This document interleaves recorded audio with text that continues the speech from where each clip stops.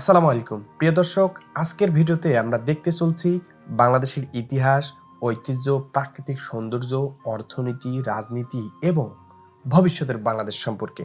চলুন ভিডিওটা শুরু করি। বাংলাদেশ দক্ষিণ এশিয়ার একটি দেশ যা ভারত এবং মিয়ানমারের সাথে সীমান্ত ভাগাভাগি করে। এটি বঙ্গোপসাগরের উপকূলে অবস্থিত। বাংলাদেশের রাজধানী ঢাকা এবং এটি বিশ্বের ৮ম জনবহুল দেশ। এর আয়তন প্রায় ১,৪৭,৫৭০ বর্গ কিলোমিটার।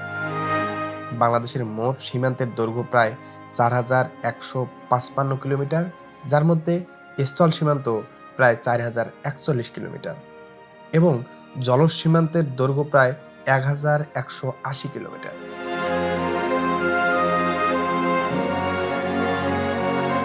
দেশটির প্রাকৃতিক সৌন্দর্য, ঐতিহাসিক স্থান এবং সমৃদ্ধ সংস্কৃতি রয়েছে।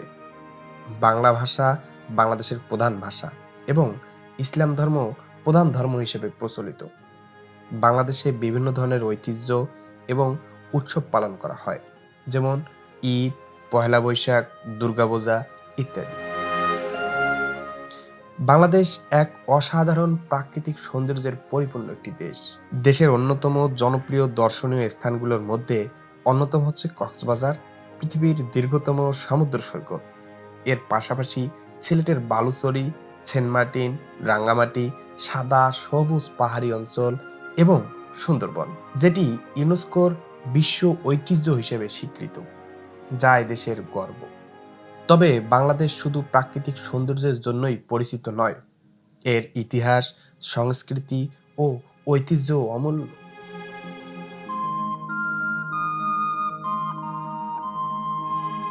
বাংলাদেশের ইতিহাস গড়ে উঠেছে নানা সংগ্রাম আর অর্জনের মধ্যে। ১৯৭১ সালের মুক্তিযুদ্ধে বাংলাদেশের মানুষের অশেষ ত্যাগ ও সাহসের মাধ্যমে স্বাধীনতা অর্জন ছিল এক অবিস্মরণীয় মুহূর্ত।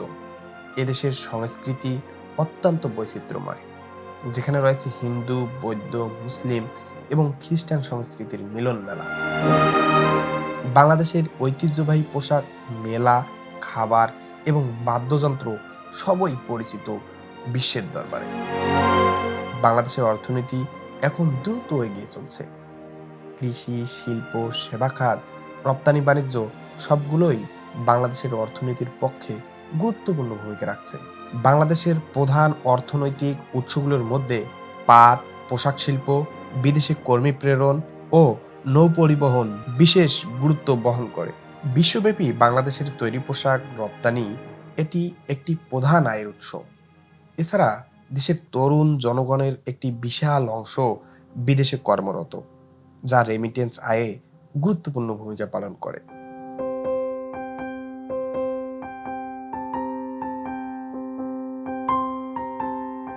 তবে বাংলাদেশের সামনে কিছু বড় চ্যালেঞ্জ রয়েছে।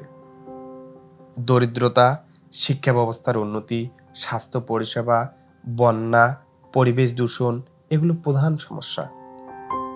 এসব সমস্যা সমাধানের বিভিন্ন উদ্যোগ গ্রহণ করা হচ্ছে। সরকার প্রাথমিক শিক্ষায় বিনিয়োগ বৃদ্ধি করেছে, স্বাস্থ্য খাতে আরও উন্নতি করার জন্য ব্যবস্থা নিচ্ছে এবং পরিবেশ রক্ষায় পদক্ষেপ নিচ্ছে। বাংলাদেশের রাজনীতি দীর্ঘ ইতিহাস এবং উত্তাল সময় পার করেছে। ১৯৭১ সালের মুক্তিযুদ্ধের পর বাংলাদেশের রাজনৈতিক ইতিহাস ছিল বেশ তিক্ত। তবে বর্তমানে দেশটি একটি গণতান্ত্রিক ব্যবস্থায় পরিচালিত হচ্ছে। স্বাধীনতার পর থেকেই রাজনৈতিক দলগুলোর মধ্যে একাধিকবার ক্ষমতার পালাবদল হয়েছে।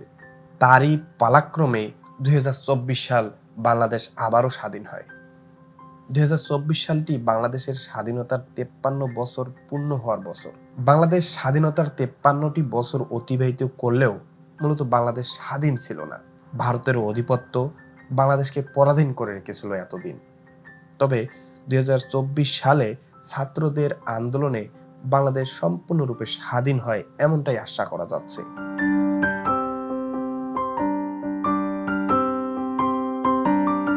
তারপরেও গত কয়েক দশকে বাংলাদেশ ব্যাপক উন্নতি সাধন করেছে, বিশেষ করে শিক্ষা ব্যবস্থা এবং প্রযুক্তি খাতে।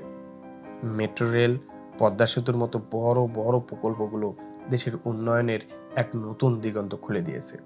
যদিও আওয়ামী লীগ সরকারের আমলে কিছু উন্নয়ন ঘটেছে, কিন্তু দুর্নীতির অভিযোগ তার থেকে অনেক বেশি। দেশের উন্নতির জন্য এটা এক বড় বাধা। বর্তমান সরকারকে আরও কার্যকরী পদক্ষেপ গ্রহণ করতে হবে যাতে দেশের উন্নয়ন ধরে রাখা যায়। বর্তমান সরকারকে আরও কার্যকরী পদক্ষেপ গ্রহণ করতে হবে যাতে দেশের উন্নয়নের ধারা বহাল রাখা যায় এবং সাধারণ মানুষের আস্থা ফিরিয়ে আনা যায়। ভবিষ্যতে বাংলাদেশ আরও উন্নত একটি রাষ্ট্রে পরিণত হতে যাচ্ছে। প্রযুক্তি, পরিবহন, শিক্ষা এবং স্বাস্থ্য খাতে সরকারের প্রচেষ্টা বাংলাদেশকে নতুন উচ্চতায় নিয়ে যাবে। তরুণ প্রজন্মের উদ্ভাবন, সরকারের সংস্কার এবং আন্তর্জাতিক সহযোগিতা এই দেশকে আরও সমৃদ্ধ করবে। বিশ্বে বাংলাদেশের অবস্থান আরও শক্তিশালী হবে এবং দেশের অর্থনীতি আরও শক্তিশালী হবে। প্রিয় বন্ধুরা, এটাই ছিল বাংলাদেশের সংক্ষিপ্ত পরিচিতি। আমরা দ্বিতীয় পর্বে বাংলাদেশ সম্পর্কে দীর্ঘ একটি ভিডিও তৈরি করব। আসুন আমরা একসঙ্গে এই দেশটির উন্নয়ন, ঐতিহ্য এবং ইতিহাসকে সম্মান জানাই। প্রিয় দর্শক, আপনার গুরুত্বপূর্ণ মন্তব্য এবং মতামত শেয়ার করুন এবং আমাদের চ্যানেল সাবস্ক্রাইব করতে ভুলবেন না। ধন্যবাদ। আসসালামু আলাইকুম।